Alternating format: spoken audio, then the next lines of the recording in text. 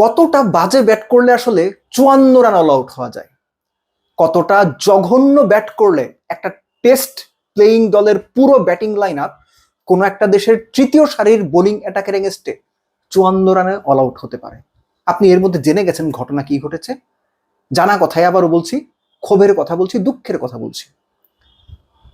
Australia একাদশের বিপক্ষে বাংলাদেশ দ্বিতীয় ইনিংসে 54 রান অল আউট হয়েছে। যে কোনো পরিস্থিতিতে, যে কোনো বিবেচনায় এটা অগ্রহণযোগ্য, কোনোভাবেই এটা মেনে নেওয়ার কোনো কারণ নেই। ক্যাম্বেল থমসন নামে এক বাঁহাতি ফাস্ট বোলার, যিনি 8 উইকেট নিয়েছেন এবং এখনো পর্যন্ত ক্যারিয়ারে একটা মাত্র তিনি ফার্স্ট ক্লাস ম্যাচ খেলেছেন। তিনি 150-এ বল করেন না, পেস ভালো করেন, কিন্তু স্ট্যাম্প অ্যাটাক করেন, ছোট ছোট সুইং, ওই সহজ কথায় আপনার স্ট্যাম্প অ্যাটাক করে, ইউ মিস আই হিট, এই টাইপের স্ট্র্যাটেজি, বল স্কিট করে। এবং তাতেই বাংলাদেশের টপ ব্যাটসম্যানরা, লোকাল কোচরা প্রায় তাদের প্লেয়ারদের একটা কথা আমি বলতে শুনি, যখন শটটা বাজে শট খেলেন, যে কোথায় মাথা, কোথায় পা, কোথায় ব্যাট, কোথায় বল। বাংলাদেশের ব্যাটারদের ব্যাটিং দেখে ঠিক সেটাই মনে হয়েছে। 6-6, 5-2-4-0, 6-2-0-0, এই হচ্ছে অবস্থা। লেফট হ্যান্ডের সিমারের বিপক্ষে ডানহাতি ব্যাটসম্যানরা খেলতে গিয়ে রং লাইনে খেলছেন, মাথা ঝুঁকে পড়ছে, পাও লাইনে যাচ্ছেন না। লেফট হ্যান্ডেড ব্যাটসম্যানরা লেফট হ্যান্ডেড ওই সিমারের এগেনস্টে লাইন ঠিক বুঝতে পারছেন না, বল ভেতরে আসলে বুঝছেন না, বাইরে গেলে বুঝছেন না। অর্থাৎ স্কিল সেটটা একটু হালকা সুইং, স্কিট করে বল বের হয়ে যাচ্ছে, হালকা একটু এক্সট্রা বাউন্স হচ্ছে, 138-40-এর বল, তাতেই ভিমরি খেয়ে পড়ছে বাংলাদেশের এন্টায়ার ব্যাটিং লাইন আপ।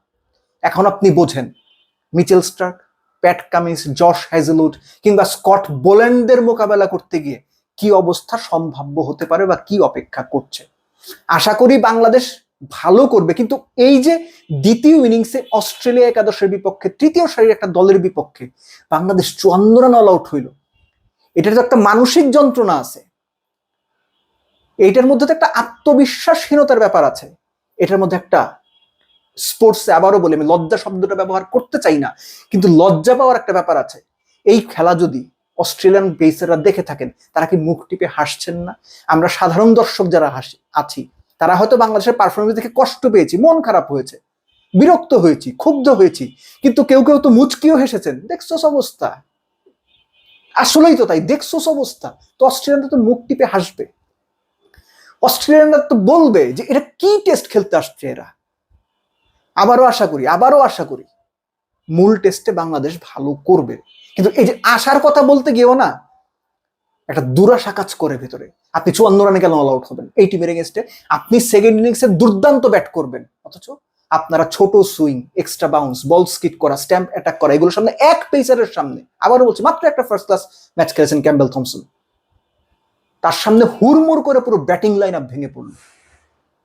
প্রচন্ড রকম বাজে ব্যাটিং হয়েছে, পুরো দলের বাজে ব্যাটিং হয়েছে। সময় আছে মাত্র আর কয়েকদিন, তাদের কিন্তু ফার্স্ট টেস্ট, এর মধ্যে স্কিল টেকনিক ঠিক করা নিয়ে কোনো কথাই তো হওয়া উচিত না, হওয়ার কোনো সুযোগও নেই। এবং একই সঙ্গে বাংলাদেশের ব্যাটাররা কিভাবে ম্যাচ আপ করে নেবে, কিভাবে অস্ট্রেলিয়ানদের মোকাবেলা করবে, অস্ট্রেলিয়ান পেসারদের মোকাবেলা করবে, সেই চিন্তা করাই সবচেয়ে জরুরি। এবং সত্যিকার অর্থে সেকেন্ড ইনিংসে প্রস্তুতি ম্যাচে বাংলাদেশ যে ব্যাটিং ডিসপ্লে দেখিয়েছে, এটা যদি কন্টিনিউ করে, তাহলে অস্ট্রেলিয়ার মূল দলের বিপক্ষে ভরাডুবির চাইতে ডাবল ভরাডুবিও অপেক্ষা করতে পারে। সাবধান।